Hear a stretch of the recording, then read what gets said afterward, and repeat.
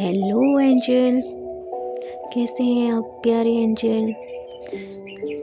तो चलो मैं आपको आज एक बहुत प्यारी स्टोरी सुनाती हूँ। तो चलो स्टार्ट करते हैं। वह बच्चा जो रात को सोते सोते बिस्तर गीला कर दिया करता था, वह बच्चा रात को अपनी दादी के पास सोता था। दादी सुबह उठने पर अक्सर कहती थी, देखो जॉनी बेटे, तुमने कल रात को फिर से बिस्तर पे सूसू कर दिया। फिर बच्चा जवाब देता था, नहीं नहीं दादी, मैंने सूसू नहीं किया, आपने ही कर दिया होगा। चीखने, चिल्लाने, डांटने, फटकारने, उसे लज्जा का भाव दिलाने से, बार बार उसे बताने से कि यह करना गंदी बात है या फिर मम्मी पापा को यह पसंद नहीं है, किसी भी तरह समस्या का समाधान नहीं निकला। फिर माँ बाप ने स्वयं से प्रश्न किया, हमें बच्चे के मन में यह इच्छा जागृत करनी होगी कि वह बिस्तर गीला न करे। फिर उन्होंने बात की।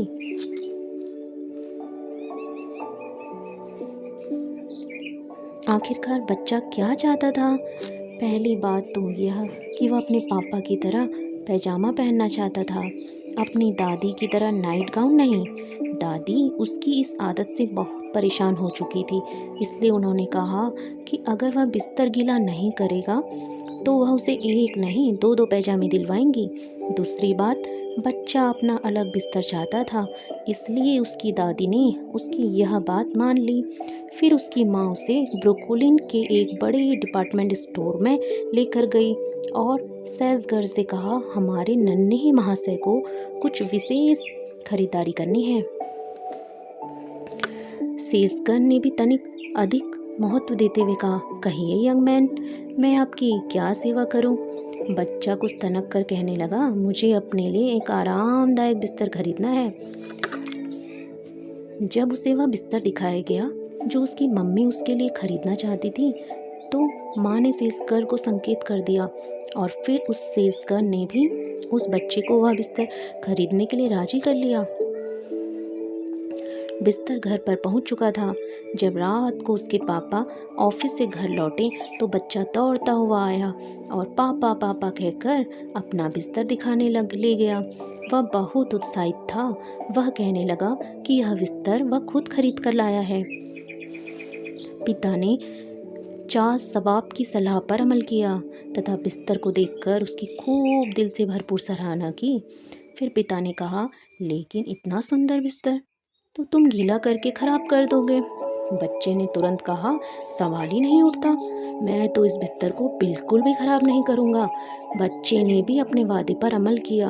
आखिर यह वादा उसके गर्व से जुड़ा था। उसने अपने लिए स्वयं ही बिस्तर खरीदा था और उस पर अपने पापा की तरह पैजामा पहनकर सोया था। वह स्वयं को पापा की तरह बड़ा समझ रहा था। तो प्यारे एंजल्स, ये स्टोरी बहुत प्यारे मासूम बच्चे के ऊपर है दोस्तों।